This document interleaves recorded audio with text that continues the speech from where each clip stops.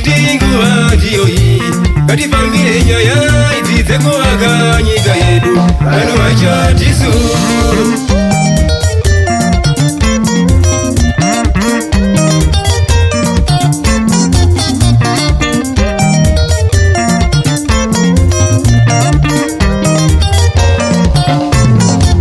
unuwese ibasa rakewan sekushandira nyika yake nyika iyoyi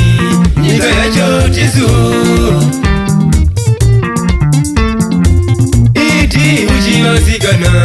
ariko akanyika yake nyika iyoyi nyika yachotisu chiwengana moati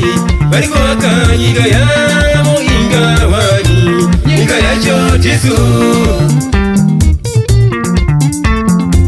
chivayo ingawani ariko chandira nyika yake nyika iyoyi nyika yachotisu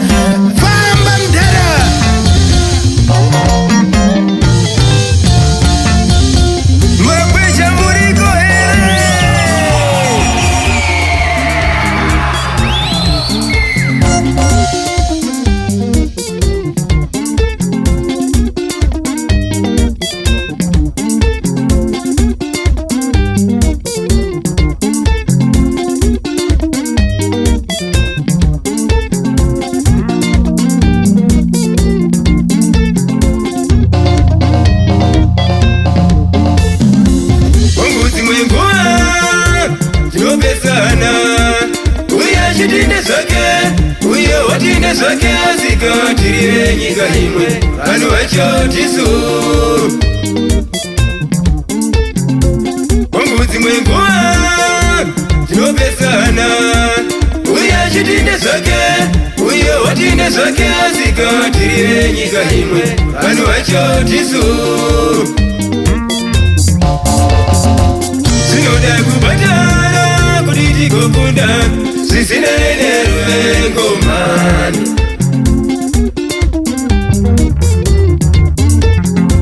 Sinoda kubatana kuditi kukunda Sisinene ruwengo mani Sisinene ruwengo mani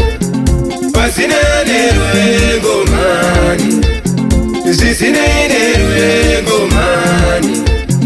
Pasinene ruwengo mani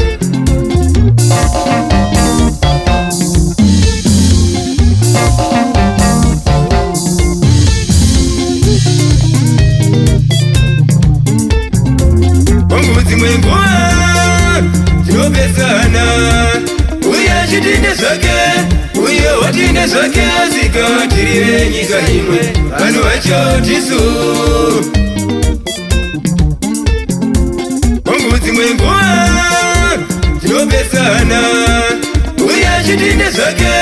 Uyo watinde zake azikatiriye nyika imwe anu wachotisu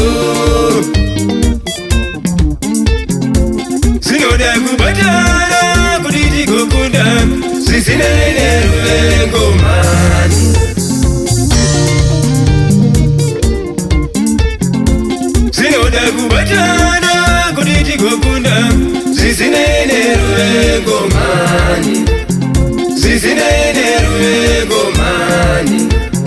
Pasinene ruwengo mani zizinene rwengoma